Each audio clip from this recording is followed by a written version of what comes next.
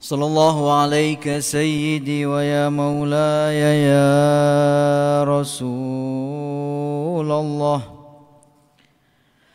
صلى الله عليك وعلى آل بيتك المظلومين صلى الله عليك يا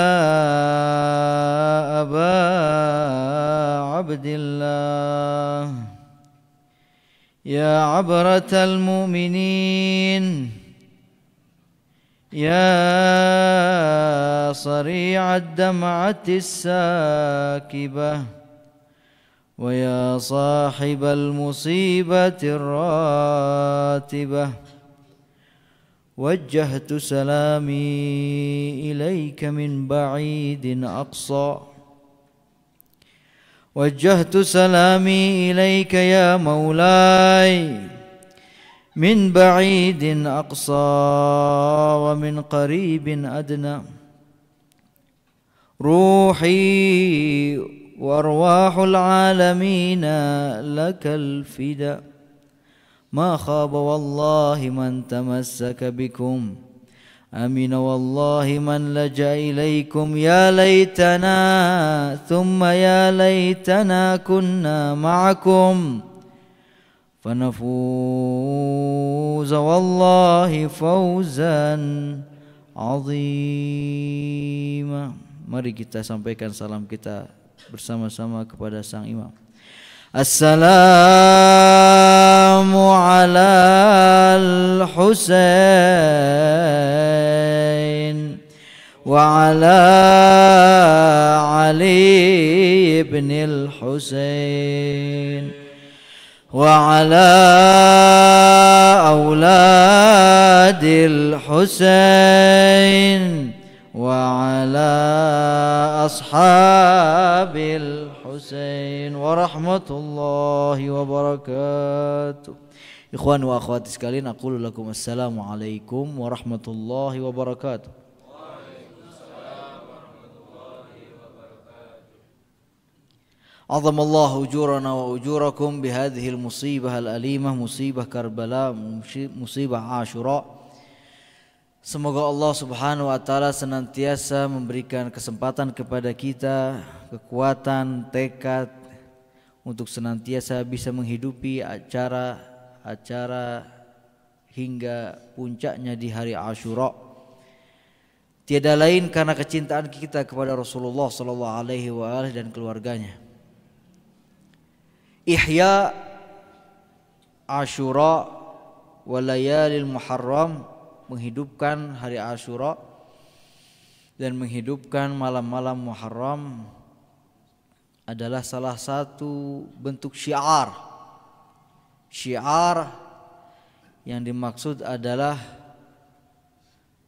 salah satu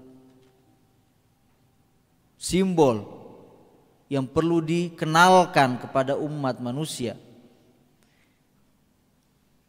yang dengan simbol itu orang-orang dapat mengetahui mana al-haq dan mana al-batil. Dan tugasnya mukminin adalah untuk menunjukkan dan menggaungkan terus syiar-syiar Allah di muka bumi. Dan di antara syiar-syiar yang dianjurkan untuk digaungkan adalah syiarul Husainiyah, yaitu syiar yang berkaitan dengan Abu Abdillahil Husain. Karena banyak orang mengetahui al-haq lewat pintu al-Husain. Dan terkadang orang tenggelam dalam kebatilan bertahun-tahun bahkan hingga puluhan tahun setelah mengetahui tragedi Karbala dan mengkaji apa yang ada di Karbala dan di hari Ashura, mata hati mereka mulai terbuka dan mulai tampak mana al-haq dan bersama siapa al-haq dan mana batil dan bersama siapa kebatilan. Oleh karena itu perlu adanya sekelompok mukminin yang keluar secara khusus membuat sebuah sistem, membuat sebuah tindakan-tindakan praktis untuk menggaungkan syiar-syiar Abi Abdillahil Husain. Dan alhamdulillah dengan saran bahkan anjuran dari para maksumin alaihi afdhalus salatu wassalam untuk mendirikan sebuah majlis Asyura, majlis Azza, sangat banyak referensinya di kitab-kitab Syiah secara khusus. Di antaranya adalah apa yang disampaikan oleh Al-Imam Ali Ar-Ridha alaihi afdhalus salatu wassalam kepada sahabatnya Musma' atau Ibn Rayyan ketika menjelaskan tentang fadilah di bulan Muharram. Bahkan dikatakan di antaranya, apakah engkau wahai Musma' tidak mengadakan sebuah majlis kecil ketika engkau tidak mampu untuk berziarah kepada Abi Abdullah di Karbala, karena jarak antara kota yang kau tinggali yaitu di Basrah dengan Karbala cukup jauh. Kalau orang yang berjalan arba'in itu dari Basrah ke Karbala tidak kurang dari 20 hari baru nyampe ke Karbala. Jadi awal Safar mereka sudah mulai jalan. Itu kalau berjalan kaki. Kalau pakai mobil kurang lebih 6 sampai 8 jam. Jauh zaman dulu, apalagi belum ada transportasi yang cepat sehingga menyulitkan. Wahai Abu Abdullah, wahai Imam Ali bin Ridha, aku memiliki kesulitan untuk sampai ke Abi Abdullah al-Husain. Kemudian kata sang imam, tidakkah engkau membuat sebuah majlis kecil antara keluargamu? Wahai imam, ya, aku mengadakan majlis seperti itu walaupun dengan batas kecil. Kata sang imam, fatajza, apakah sampai ke tingkatan jaza? Al-jaza artinya sampai ratapan, yaitu bagaimana kondisi seorang ketika ditinggal sanak keluarganya, meratap, sedih, tampak dalam wajahnya kesedihan. Kata Musma', na'am, bala ya imam, aku sampai ke kondisi jaza. Kemudian apa dampak dan efek yang membekas dalam dirimu dari jaza tersebut? Kata Musma', sampai raut wajahku tampak sedih, bahkan aku tidak nafsu untuk banyak makan, sampai keluargaku menyodorkan berbagai macam makanan, aku tidak sampai nafsu untuk menyantapnya. Bahkan tidak jarang air mataku mengalir untuk Abi Abdullah al-Husain ketika aku membuat sebuah majlis duka kecil-kecilan di antara keluargaku. Mendengar jawaban sedemikian, kata imam, rahimallahu dama'atak, semoga Allah merahmati air matamu. Amma wallahi, panjang menjelaskan imam masalah keutamaan majlis yang diadakan. Amma wallahi law kana kadzalik, demi Allah seandainya demikian, satara inda mautik hudur abai lak. Kata al-imam Maksum, demi Allah jika demikian, maka ketika kematian dan ajal mendatangimu, demi Allah datuk-datukku akan hadir bersamamu. Ini sebuah janji dari sang imam, dan ini ada di kitab Amali dan kitab yang Al-Kamiluz Ziyarat, salah satu kitab terkenal. Bahkan para ulama mengatakan bahwa semua perawinya di situ adalah thiqah. Ala kulli hal, waktunya tidak cukup untuk kita bahas berkenaan dengan sanad dan riwayatnya. Intinya masalah mengadakan majlis azza penting dan perlu digaungkan, perlu dihidupkan. Bukan hanya itu, perlu dilanggengkan dan perlu diwariskan kepada generasi selanjutnya. Dan perlu keikhlasan. Yang penting adalah sebuah keikhlasan dalam hal ini. Beberapa hari lalu di awal-awal bulan Muharram, Al-Faqir sempat mencari beberapa materi tema untuk mengisi beberapa acara Muharram. Di antaranya Al-Faqir menemukan sebuah riwayat yang cukup menjadi sebuah pelajaran yang mungkin ini akan Al-Faqir sampaikan kepada antum karena menjadi sebuah pelajaran sangat-sangat penting. Khususnya para khuddamul Husain, orang-orang yang melayani Abi Abdullah al-Husain, orang yang berkhidmat kepada Abi Abdullah al-Husain, bahkan kepada Ahlul Bait bisyiklin am. Siapapun antum yang ingin atau memiliki niat untuk mendedikasikan hidupnya hartanya, tenaganya, pikirannya untuk Ahlul Bait alaihi afdhalus salatu wassalam, mungkin riwayat ini bisa menjadi pegangan dia. Riwayat ini diriwayatkan oleh Al-Imam Ali alaihi salatu wassalam di kitab Al-Istibsar. Kitab Istibsar salah satu kitab terkenal, bahkan menjadi salah satu kitab rujukan orang Syiah. Karena yang pertama adalah Kitabul Kafi punya Syekh Al-Kulaini, yang kedua adalah Man la yahdhurul faqih punya Syekh Saduq, yang ketiga dan keempat punya Syekh At-Tusi, yang pertama adalah Tahdhib, yang terakhir adalah Al-Istibsar. Dua kitab ini punya Syekh At-Tusi. Di kitab Al-Istibsar ada riwayat ini. Jadi salah satu kitab utama di Madrasah Ahlul Bait alaihi afdhalus salatu wassalam. Dalam riwayat ini dikatakan bahwa seseorang suatu ketika datang kepada Imam Ali bin Abi Thalib. Datang kepada Imam Ali bin Abi Thalib seraya berkata, "Wahai Imam, ya Amiral Mu'minin, inni la uhibbuka lillah." Ini ungkapan seorang pecinta kepada sang imam. Wahai Imam, wahai Amiral Mu'minin, sungguh aku benar-benar cinta kepadamu karena Allah. Mendengar ungkapan demikian, sang imam terdiam sejenak lalu berkata, "Walakinni la ubghiduka lillah." Tapi ketahuilah, akan tapi aku benar-benar benci kepadamu karena Allah. Mendengar jawaban demikian, orang itu kaget.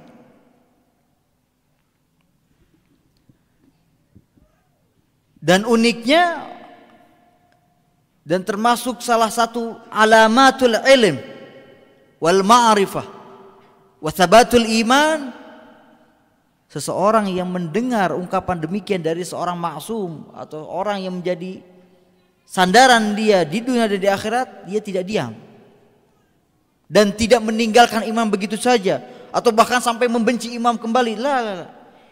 Dia berusaha mencari apa sebab al-bughd minal ma'sum. Sambil meneteskan air mata ia mengatakan, "Walima ya Imam, ya Amiral Mu'minin, apa sebabnya sehingga engkau mengatakan demikian? Aku utarakan kecintaanku kepadamu, sedangkan engkau mengatakan aku benar-benar benci kepadamu karena Allah." Apa maksudnya lillah? Ini perlu dipahami. Lillah dalam ungkapan orang Arab itu terkadang ketika mengatakan inni uhibbuka lillah atau ubghiduka lillah dan lain sebagainya, lillah artinya ketika seorang mengatakan aku cinta kepadamu karena Allah atau aku benci kepadamu karena Allah, artinya antara aku denganmu tidak ada masalah. Artinya engkau secara pribadi dan aku secara pribadi tidak ada masalah. Cuma aku mendapati ada sebab-sebab yang Allah mencintaimu, aku mencintai dirimu. Tapi aku juga terkadang melihat sebab-sebab yang membuat Allah benci kepadamu, aku pun menjadi benci. Ini yang dimaksud dengan uhibbuka lillah dan ubghiduka lillah. Di sini Imam mengatakan walakinni ubghiduka lillah. Ini pakai lam taukid, kemudian pakai fi'il mudhari. Wah, ini kalau ditahlil, dianalisa menakutkan. Oleh karena itu orang itu langsung bergetar ketakutan. Artinya Imam ingin mengatakan bahwa wahai fulan, aku secara pribadi tidak ada masalah dengan engkau secara pribadi. Akan tapi engkau memiliki sebuah masalah dengan Allah yang membuat Allah murka kepadamu sehingga aku pun menjadi murka kepada dirimu. Ia pun langsung menanyakan, walima ya Amiral Mu'minin, kenapa wahai imam? Ini jawaban sang imam perlu kita pahami. Kata sang imam alaihi afdhalus salatu wassalam, Amirul Mu'minin, kata sang imam, ya fulan, li'annaka tabghi alal adhani wa ta'khudh ala ta'limil Qur'ani ajra. Sebabnya satu, karena engkau ini suka azan. Jadi kalau ada masjid kosong, yang membutuhkan orang adzan, kau masuk. Khidmat, berusaha menunaikan sebuah kewajiban dengan apa? Adzan. Atau ada orang yang membutuhkan pengajar Al-Quran, engkau mengajari mereka membaca Al-Quran. Akan tapi wa ta'khudh 'alaiha ajra, engkau mengambil upah dari hal tersebut. Ini yang membuat sang imam la ubghiduka lillah wa na'udzubillah.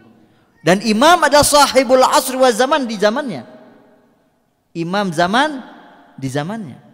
Dan seandainya wa na'udzubillah imam zaman hadir berkata kepada kita, bisa jadi wa na'udzubillah, bisa jadi sang imam mengatakan demikian kepada kita. Dan ini perlu direvisi. Cuma yang dimaksud sang imam ta'khudh 'alaiha ajra, para ulama membahas.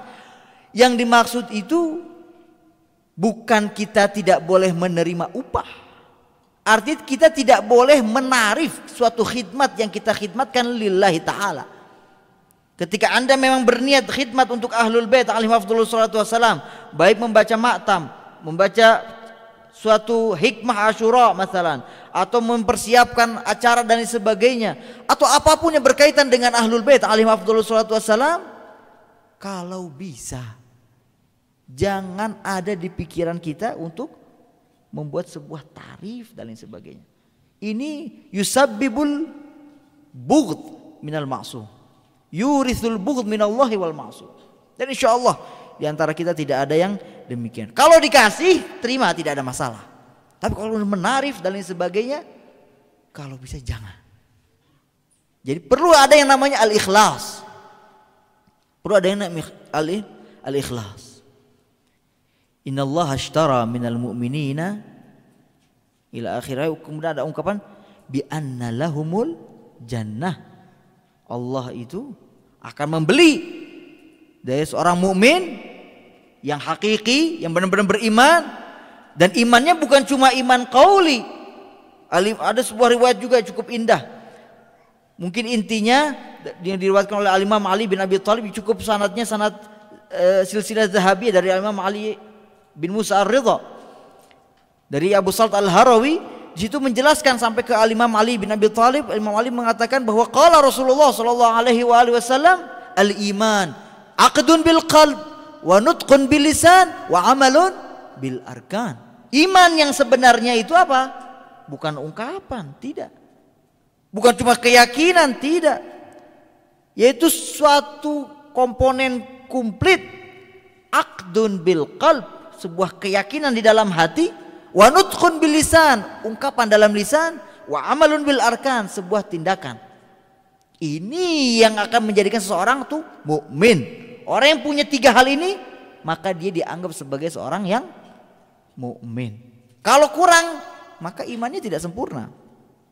Nah, dalam ayat itu Allah mengatakan innallaha ashtara minal mu'minina. Apa ayatnya? Innallaha ashtara minal mu'minina anfusahum. Allah memberi dari seorang mukminin apa yang dibeli dari Allah, oleh Allah. Anfusahum. Ini anfus, diri kita ini hakikatnya milik Allah. Tapi Allah pakai kinayah, pakai majaz. Allah beli. Ini sebuah ungkapan yang cukup memalukan. Siapa kita? Ini barang diri kita, ruh kita, apa yang kita miliki hakikatnya punya Allah. Tapi Allah katakan enggak apa-apa, ana beli. Seperti halnya orang tua, kalau dia ngasih atau punya anaknya, kemudian ini punya siapa? Punya dede. Ya udah sini sama beli. Padahal yang membelinya dari awal ibu sama bapaknya. Cuma min babit talattuf, supaya ada isarul mahabbah antara al-abdu wal khaliq, antara Tuhan dan hamba itu. Terkadang Allah berusaha untuk membujuk supaya mau. Caranya apa? Dengan ungkapan ishtara, Allah membeli. Cuma masalahnya terkadang masih ada yang tidak mau menjualnya. Kata Allah Ta'ala apa? Innallaha ashtara minal mu'minina anfusahum wa amwalahum. Allah membeli dari orang-orang mukmin diri-diri mereka. Wa amwalahum, harta-harta mereka. Harta mereka dari Allah. Allah yang memberikan. Allah yang memberikan rezeki. Tapi kata Allah, ini anak beli lagi semua. Mau enggak? Balasannya apa? Bi anna lahumul jannah. Mereka akan mendapatkan surga. Surga dibandingkan dunia, bahkan kalau antum punya dunia secara isinya, dibandingkan surga tidak ada bandingannya. Wah, bi anna lahumul jannah. Tapi syaratnya apa? Minal mu'minin, mukmin. Harus punya iman. Iman bil qalb, wa bil lisan, wa bil arkan. Wal amal bil arkan. Kalau bil iman bil qalb, insyaallah kita karena sudah memahami secara akidah dan lain sebagainya, insyaallah kita termasuk orang yang meyakini keimanan aqdun bil qalb. Bil lisan kita mengatakan demikian. Cuma dalam amal bil arkan terkadang kita masih banyak PR dalam hal ini. Salah satu wujud amalun bil arkan yaitu khidmat buat ahlul bait alaihi afdhalus salatu wasallam. Bukti Anda beriman kepada ahlul bait, bukti Anda cinta kepada ahlul bait, ya amal. Lakukanlah khidmat pada ahlul bait alaihi afdhalus salatu wasallam. Cuma syaratnya tadi supaya tidak mendatangkan bughd, kebencian dari maksum, perlu ada yang namanya ikhlas. Ini hal yang pertama. Walhamdulillahi ta'ala ala hadhihi ni'mah minal khidmah. Ikhwani wa akhwati sekalian, di malam ke-8 ini mungkin terkenal dengan malamnya Al-Qasim, putra Al-Imam Hasan Al-Mujtaba alaihi afdhalus salatu wassalam. Al-Qasim memiliki sejarah khusus yang mungkin ntar akan sedikit Al-Fakir jelaskan, atau mungkin ntar akan ditambahkan juga oleh, kalau ada maktal mungkin dia akan membacakan narasinya. Tapi di hari ke-7, tepatnya di hari ini, hari ke-7 malam ke-8 ini, di padang Karbala, Abu Abdillah Al-Husain sudah mendapatkan suatu kabar buruk dari Umar bin Sa'ad. Karena Abu Abdullah Al-Husain sampai ke Karbala pada hari kedua minal Muharram. Dan di hari ke-7 ini pihak musuh mulai memutus aliran sungai untuk Abu Abdullah Al-Husain. Sehingga kehausan mulai terjadi di kelompok Abu Abdullah Al-Husain. Oleh karena itu di beberapa kitab sejarah dikatakan bahwa Al-Imam Husain memerintahkan saudaranya Abu Fadl Abbas untuk menggali sumur di sekitar kemah. Akan tapi karena tidak didapatkan sumur, akhirnya Imam Husain memerintahkan Abu Abdullah untuk pergi mengambil air ke sungai Al-Qami, yaitu anak sungai dari sungai Furat. Akhirnya mendapatkan dan pulang membawa air. Dan beliau dijuluki dengan Saqil Utasha karena sukses memberikan air untuk orang-orang yang kehausan di hari ke-7. Jadi narasi yang sering kita dengar bahwa Abu Fadl Abbas itu mengambil air kemudian sampai syahid, itu di hari ke-10. Jadi hari pertama, hari ke-7 itu proses pertama Abu Fadl Abbas mengambil air dan sukses.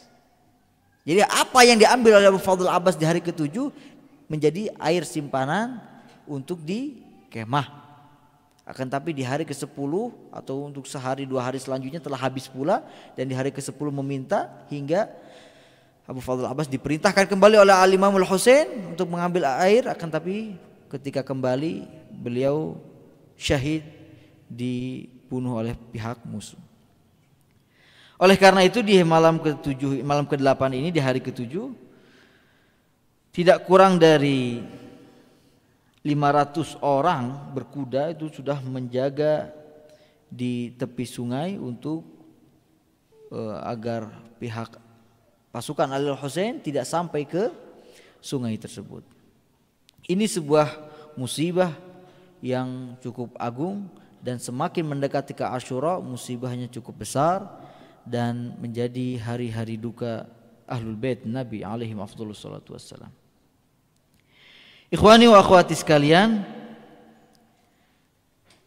setidaknya kita mengambil pelajaran dari sosok Al-Qasim, putra Al-Imam Al-Hasan, di malam hari ini. Al-Qasim putra Al-Imamul Hasan, beliau diriwayatkan ada yang mengatakan bahwa beliau kurang dari 15 tahun. Ada yang mengatakan 15 tahun, ada yang mengatakan lebih dari itu. Terlepas dari itu semua, kita akan mempelajari bagaimana tingkat keimanan para pejuang Karbala, khususnya anak-anak muda. Ini anak-anak muda seumuran Al-Qasim lebih kurangnya, karena ini akan menjadi pelajaran untuk kita semua. Dikatakan bahwa suatu ketika di malam Asyura, Al-Imam Abi Abdillah Al-Husain mengumpulkan para sahabatnya. Ketika dikumpulkan, Al-Imam Husain mengatakan, wahai para sahabatku, musuh tidak mencari kecuali diriku, pergilah. Sekarang kegelapan telah menyelimuti semua makhluk. Kalian keluar dari belakang kemah, tidak akan ada yang mengetahui keberadaan kalian. Selamatkan diri kalian dan tinggallah bersama keluarga kalian. Satu persatu di antara mereka muncul dan mengatakan dukungannya kepada Abu Abdillah Al-Husain. Burair mengatakan demikian. Kemudian John, budak sang imam, mengatakan begitu. Kemudian Al-Habib bin Madahir, salah satu syuyukh, tokoh Bani Asad yang termasuk orang yang paling tua, mengatakan kedukungannya kepada Abi Abdillah. Sampai Abu Fadl Abbas mengatakan dukungannya kepada Abu Abdillah Al-Husain. Al-Qasim berdiri di depan kemah sendiri, melihat kondisi demikian. Di antara yang dilihat Al-Qasim, bahwa Abu Abdillah mengatakan kepada para sahabatnya, wahai sahabatku, ini bukan sembarangan. Besok kalian akan dibunuh dan dibantai. Satuqtalun ala hadhihi ar-ramda, di atas padang pasir ini. Satu di antara mengatakan, wahai Abu Abdillah, seandainya aku dibunuh, kemudian dibakar, diterbangkan, kemudian hidupkan lagi dan dibunuh 1000 kali, ma taraktuka ya Abu Abdillah, aku tidak akan tinggalkan engkau. Aku dibunuh, dipenggal, dihancurkan, dibakar, dihidupkan lagi 1000 kali, aku tidak akan tinggalkan engkau, wahai Abu Abdillah. Ada yang mengatakan, wahai Abu Abdillah, apa nikmatnya hidup setelah tiadanya dirimu? Qubhan lil aish walil hayat ba'daka ya Abu Abdillah. Tidak ada nikmatnya lagi kehidupan tanpa dirimu. Satu persatu di antara mereka mengatakan demikian. Dengan kata lain, menyatakan kesiapan mereka menghadapi sebuah kematian. Al-Qasim melihat semua itu diperhatikan oleh sosok Al-Qasim, seorang anak muda yang masih berumur balik. Tidak lama Al-Qasim mendatangi pamannya Al-Husain. Wahai pamanku, al-ijazah min fadlikum, aku minta izin kepada engkau. Kata Al-Qasim, wahai putra kakakku, apa yang kau inginkan? Kemarilah. Dipangku Al-Qasim, dipeluk Al-Qasim. Kemudian Al-Qasim mengatakan, wahai pamanku, tidakkah engkau izinkan aku bersama mereka esok hari? Aku tahu mereka akan terbunuh. Kakak-kakakku engkau izinkan untuk berjuang bersamamu. Tidakkah engkau izinkan aku juga berjuang bersama engkau? Kata Abu Abdillah, jangan. Engkau wadiyatu akhi, engkau titipan kakakku, biarkan engkau bersamaku. Tudzakiruni bi akhi Al-Hasan, wujudmu itu membuat aku ingat terus kepada Al-Hasan. Jangan buat aku tersakiti 2 kali. Kemudian Al-Qasim pun mulai sedih mendengar ungkapan demikian. Ketika kembali ke kemah sambil menangis dan kesedihan yang begitu menumpuk di jiwa Al-Qasim, Al-Qasim teringat sebuah pesan dari ayahnya. Wahai Qasim,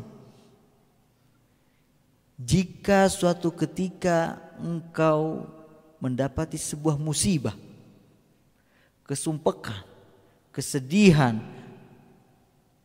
yang tidak pernah kau alami sebelumnya, maka bukalah hiris ini, ikat yang aku ikatkan di tangan kananmu. Imam Hasan membuat sebuah kertas dan ditulis itu dan dibungkus, ditaruh di tangan kanannya Al-Qasim. Sambil menangis dan mengingat hal tersebut, ingat pesan Al-Imamul Hasan, suruh dibuka, baca dan lakukanlah.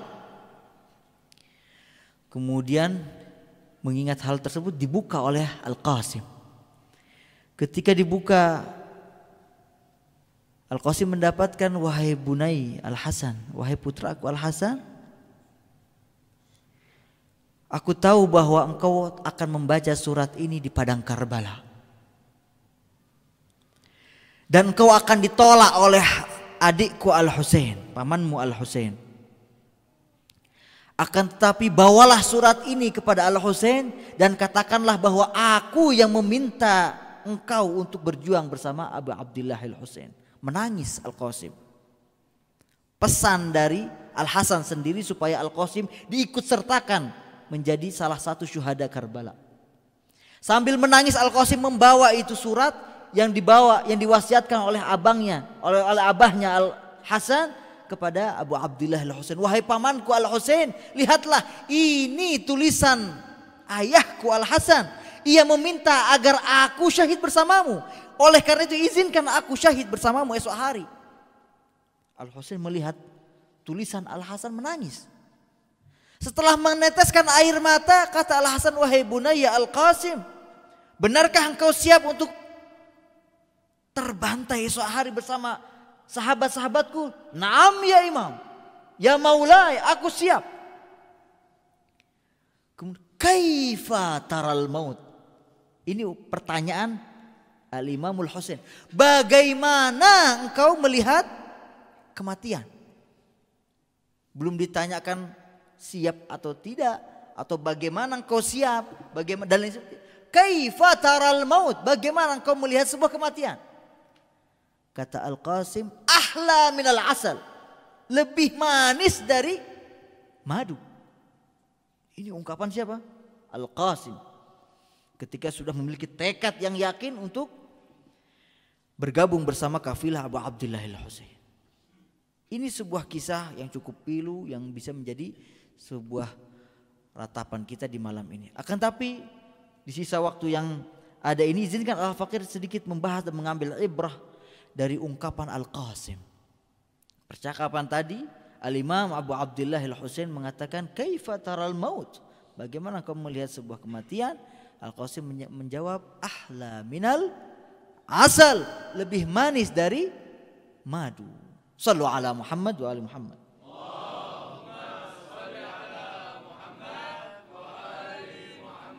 Wa'ajil farajahum warzuqna syafa'atahum. Ikhwani wa akhwati sekalian, dalam pertanyaan Abu Abdillah Al-Husain, kalau kita perhatikan, Al-Imam mengatakan, bunayya Qasim, wahai putraku Al-Qasim, kaifa tara al-maut? Yang ditanyakan oleh Abu Abdillah Al-Husain, bagaimana engkau tara ar-ru'yah? Ar-ru'yah itu dalam bahasa Arab bisa dipakai buat dua hal. Bisa dipakai untuk ar-ru'yah fikriyah, bisa dipakai ar-ru'yah al-basariyah. Maksudnya ketika seseorang mengatakan madza tara, artinya apa pendapatmu? Atau madza tara artinya apa yang kau lihat. Jadi ru'yah itu bisa pakai untuk melihat dalam konteks fikrah, pemikiran, pendapat, atau ru'yah dalam arti melihat secara mata kepala ini. Ini yang kita pahami dalam bahasa Arab. Dan Imam mengatakan kaifa taral maut, apa yang engkau lihat tentang kematian. Nah, uniknya Al-Qasim menjawab dengan jawaban yang jauh dari pertanyaan itu. Seharusnya ketika ditanya bagaimana engkau melihat sebuah kematian, harusnya menjawab kematian itu adalah sesuatu yang menakutkan, contoh kematian itu seperti ini dan sebagainya. Ketika itu memang pertanyaan adalah masalah ru'yah fikriyah, masalah pandangan. Pandangan dalam artian pemikiran, menjelaskan apa arti dari al-maut. Atau bagaimana kau melihat kematian? Oh, ternyata kematian itu membuat orang terbujur kaku, membuat orang kehilangan sanak saudaranya, membuat orang kehilangan dan lain sebagainya lah. Kesedihan dan ini efek-efek dari sebuah kematian secara mata lahir.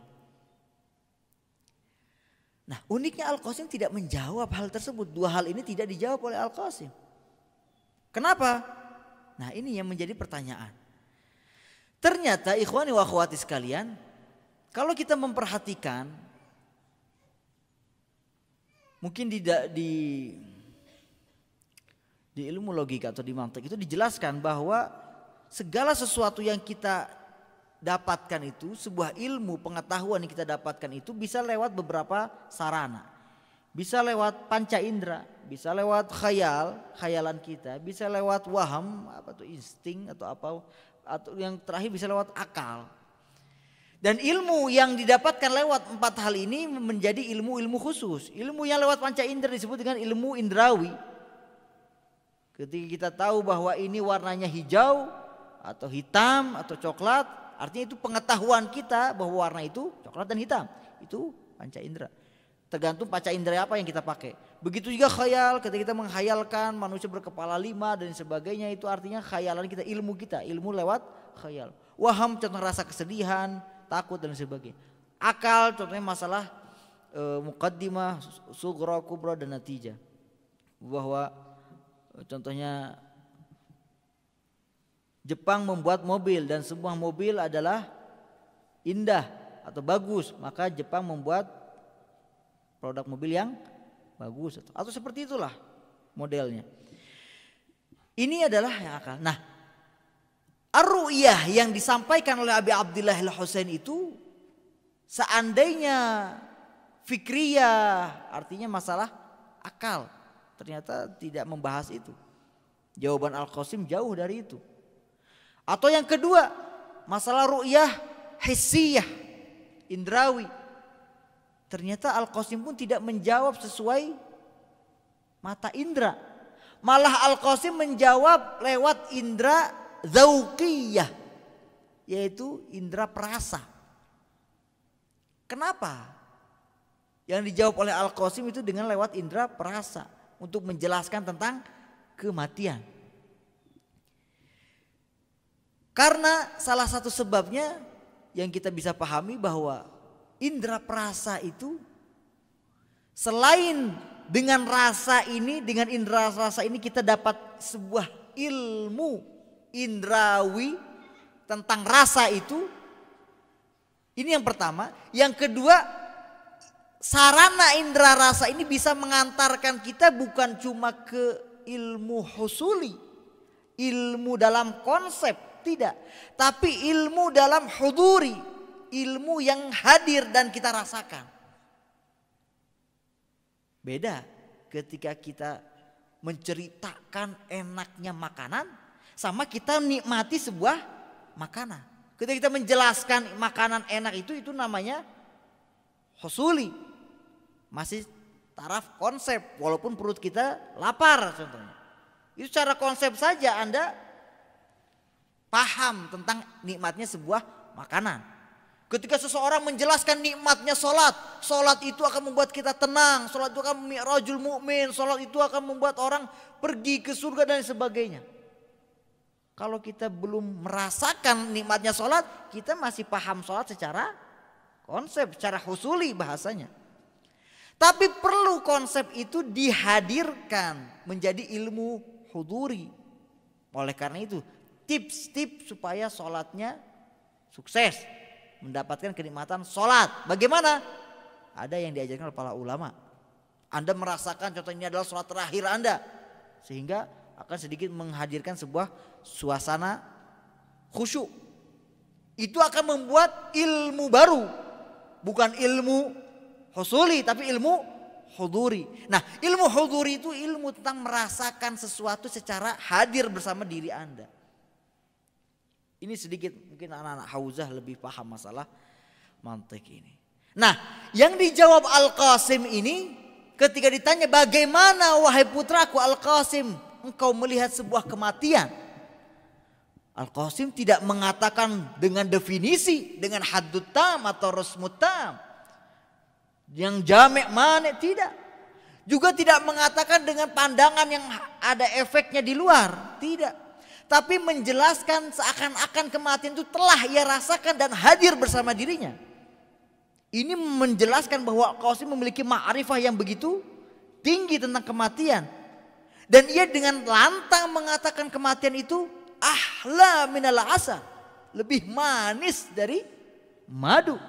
Kalau madu yang setiap hari orang mencari, harganya mahal dan banyak diminati oleh orang, aku lebih banyak menikmati dan lebih menyukai al-maut. Ahla minal asal. Artinya Al-Qasim masuk ke dalam ilmu huduri tentang kematian. Paham dalam ilmunya. Imannya tinggi, bukan cuma keyakinan hati, lisan dan amalnya berusaha ia wujudkan. Ini yang perlu dikembangkan oleh anak-anak muda kita secara khusus. Karena hakikatnya kita masih jauh dari apa yang dilakukan oleh sosok Al-Qasim, putra Al-Imamul Hasan Al-Mujtaba. Kita ketika melihat kematian adalah hal-hal yang menakutkan. Kenapa? Karena al-maut di kepala kita sebagai orang awam itu hal yang menakutkan dan mengerikan. Sebab ketakutan terhadap kematian itu tiga. Pertama, ada yang mengatakan bahwa karena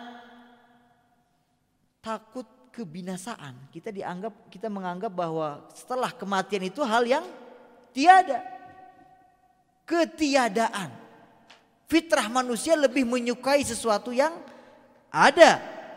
Ketika suruh milih antara ada dan tidak ada, dia akan memilih sesuatu yang ada. Oleh karena itu ketika melihat kematian dan ia memahami kematian adalah ketiadaan, ia akan membenci dan akan menakutinya. Seorang mukmin seharusnya dia paham.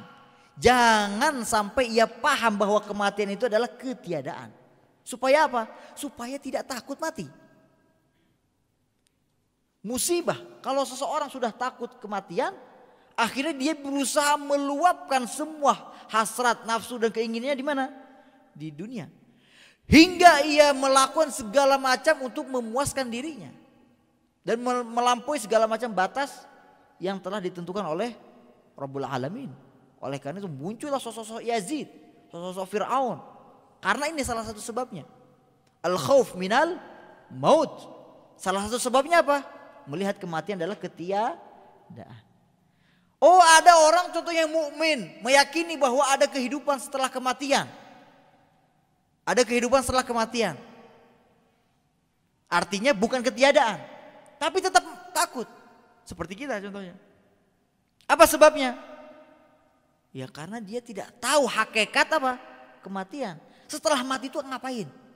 Apa di sana? Bagaimana? Dan itu ketidaktahuan dia tentang kematian dan proses kematian harus bagaimana dan kemana, itu membuat seseorang takut. Karena fitrah manusia juga, dia itu selalu takut ketika berangkat ke satu kota yang ia tidak tahu. Anda ketika tahu di Bandung ada tempat tinggal Anda, tempat keliling Anda betah. Anda ketika dilempar contohnya ke Baghdad, yang mana di tempat itu Anda tidak tahu bahasanya, tidak kenal siapa-siapa, otomatis Anda akan muncul rasa takut. Itu fitrah manusia.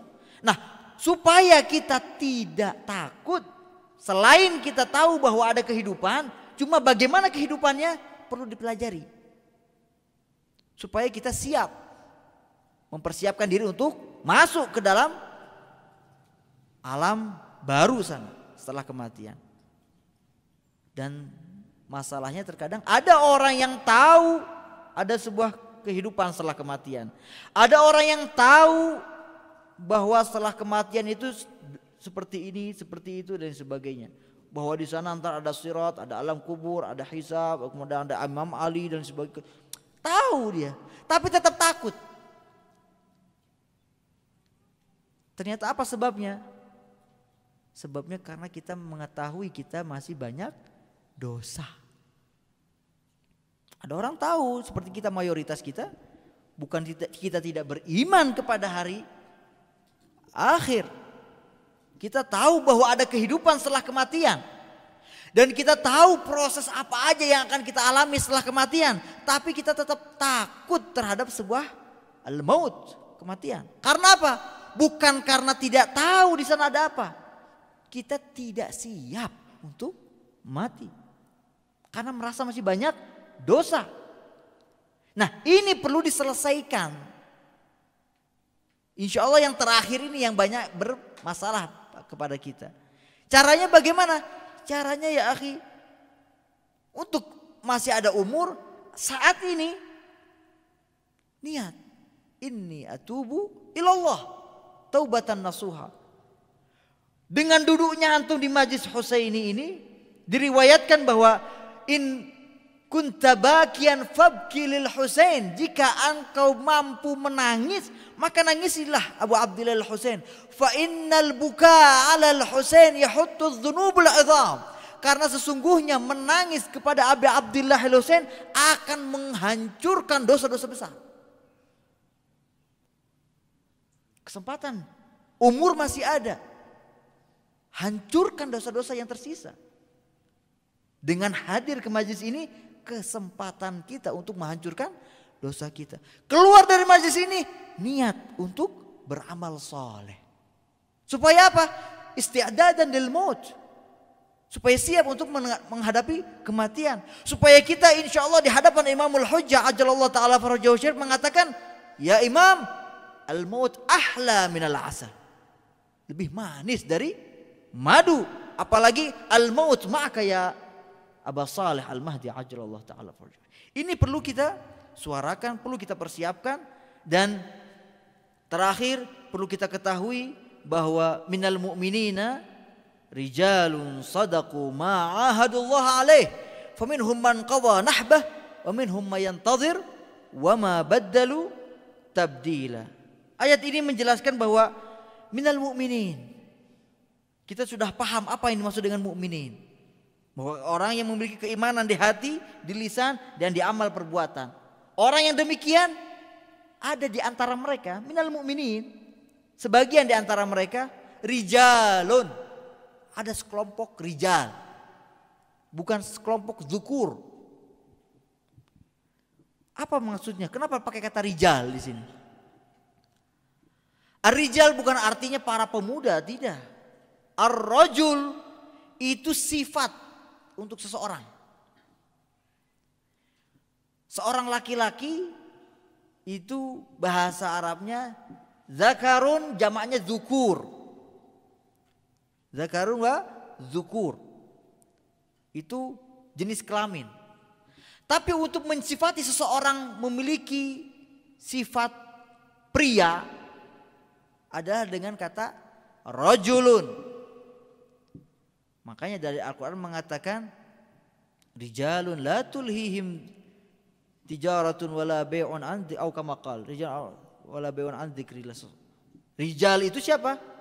Orang yang tidak dibuat leha-leha, tidak dibuat terlena oleh perniagaan dan lain sebagainya dari mengingat Allah Subhanahu wa taala. Nah, di sini mengatakan minal mu'minina rijalun sadaqu. Di antara orang mukminin ada rijal. Artinya ada sebagian lain bukan rijal.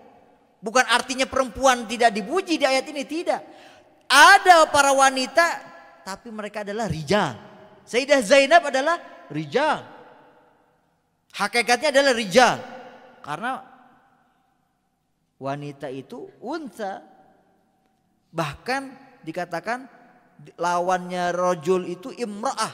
Imra'ah disebut wanita bukan karena sisi biologisnya, tapi karena sifatnya, Imra'ah dari kata muru'ah, kehormatan. Kehormatan seseorang, karena wanita itu lebih pantas menyandang kehormatan daripada laki-laki, maka dia lebih pantas untuk mendapatkan julukan muru'ah. Oleh karena itu disebutlah imra'ah. Nah, rajulun karena dia tegak kuat di atas kakinya, maka disebutlah rajulun. Artinya mereka benar-benar memiliki sifat yang kuat, tekad. Minal mu'minina rijal, di antara orang mukmin ada seorang rijal, orang-orang yang khusus. Shadaqu ma'ahadullah, mereka benar-benar meyakini, menetapkan ma'ahadullah, apa yang Allah tetapkan, Allah janjikan. Faminhum man qadha nahbah, di antara mereka ada yang telah melewati nahbah. An-nahab artinya nazar, janji. Allah telah menjanjikan kepada mereka al-maut. Faminhum man qadha nahbah, mereka sudah menunaikan janji Allah yaitu kematian lewat syahid. Wa minhum man yantadir, dan di antara mereka juga, di antara rijal yang masya Allah ini, man yantadir wa ma baddalu tabdila. Ada yang orang-orang yang masih menanti nahabnya, masih menanti janji Allah itu. Alhamdulillah kita masih diberi umur panjang, artinya kita termasuk orang-orang man yantadir, orang yang menunggu. Bahkan dalam sebuah penjelasan para ulama mengatakan alladzina qadau nahbah, yang sudah menjemput janjinya Allah lewat kematian, mereka adalah ashabul Husain. Mereka telah syahid, menunaikan atau menjemput janjinya Allah lewat sebuah kematian. Wa ammal ladzina yantazirun, orang-orang yang menunggu, haula ashabul mahdi ajjalallahu ta'ala farajahu syarif.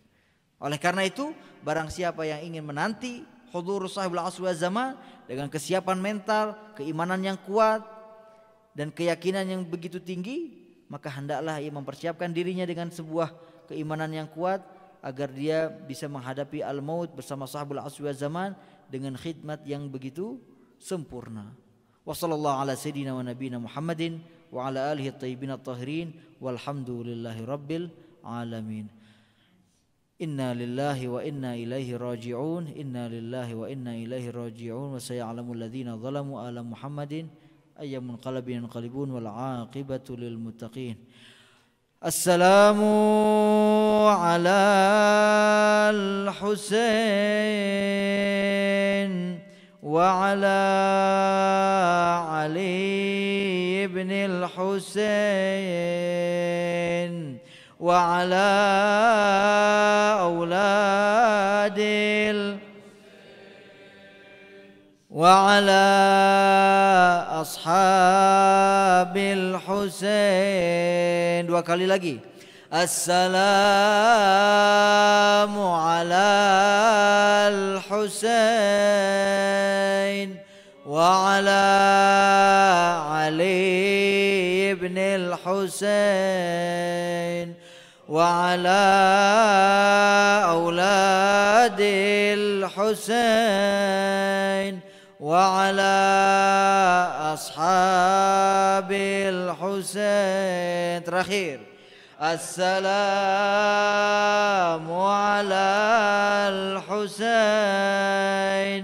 wa ala Ali ibn al-Husain wa ala auladil Husain wa ala ashabil wa rahmatullahi wa barakatuh. Taqabbalallahu minna wa minkum. Taqabbal ya karim. Sallu ala Muhammad wa ali Muhammad.